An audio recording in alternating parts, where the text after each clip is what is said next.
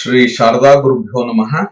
ಓಂ ತತ್ವಜ್ಞಾನಿನಮಕ್ಷೋಭ್ಯಂ ಬಾದರಾಯಣ ಸಂಹಿತಂ ನಾರಾಯಣಾತ್ಮಕಂ ವಂದೇ ವೇದವ್ಯಾಸಂ ಜಗದ್ಗುರುಂ.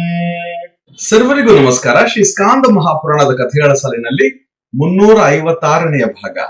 ನಂದಿಕೇಶ್ವರನು ಮಾರ್ಕಂಡೇಯನಿಗೆ ದ್ವಾದಶಿಯ ದಿನ ಅರುಣಾಚಲನಿಗೆ ಸೋಪಾನವನ್ನು ನಿವೇದಿಸಿದರೆ ಭಕ್ತನ ಮನೋರಥಗಳು ನಿರ್ವಿಘ್ನವಾಗಿ ನೆರವೇರುವವು.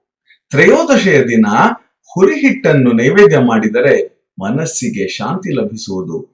ಚತುರ್ದಶಿಯಂದು ವಿವಿಧ ಫಲಗಳನ್ನು ಅರ್ಪಿಸಿದರೆ ಪಾಮರನು ಪಂಡಿತನಾಗುವನು. ಪೌರ್ಣಿಮೆಯ ದಿನ ಹಲಸಿನ ಹಣ್ಣನ್ನು ನಿವೇದಿಸಿದರೆ ಕಣ್ಣಿನ ರೋಗಗಳು ವಾಸಿಯಾಗುವವು. ಅಮಾವಾಸ್ಯೆ ಗ್ರಹಣ ಕಾಲದಲ್ಲಿ ಅರುಣಾಚಲನಿಗೆ ಕಂದಮೂಲಗಳನ್ನು ಅರ್ಪಿಸಿದರೆ ಭಕ್ತನ ಪಿತೃಗಳು ಸಂತುಷ್ಟರಾಗುವರು. ಇವು ತಿಥಿಗಳಂದು ಅರ್ಪಿಸಬೇಕಾದ ವಸ್ತುಗಳು. ಇನ್ನು ನಕ್ಷತ್ರಗಳಲ್ಲಿ ಅರ್ಪಿಸಬೇಕಾದದನ್ನು ಹೇಳುವೆನು.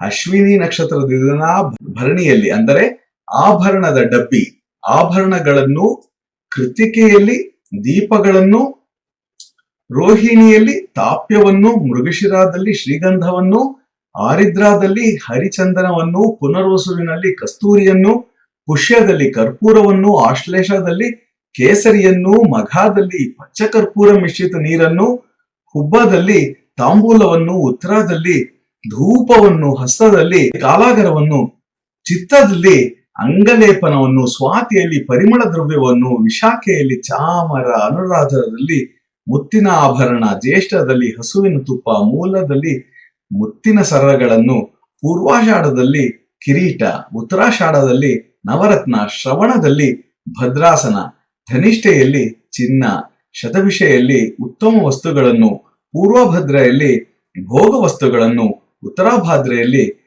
ಕುದುರೆಗಳನ್ನು, ರೇವತಿಯಲ್ಲಿ ಚಿನ್ನದ ರಥವನ್ನು ಅರುಣಾಚಲೇಶ್ವರನಿಗೆ ಅರ್ಪಿಸಿ ಮಹಾಪೂಜೆ ಮಾಡಿ ಅರ್ಪಿಸಬೇಕು. ಬಂಧುಗಳೇ, ಇದರ ಮುಂದುವರಿದ ಭಾಗವನ್ನು ನಾಳೆ ಶ್ರವಣ ಮಾಡೋಣ. ಸರ್ವೇ ಜನಾ ಸುಖಿನೋ ಭವಂತು. ಜೈ ಶ್ರೀರಾಮ್.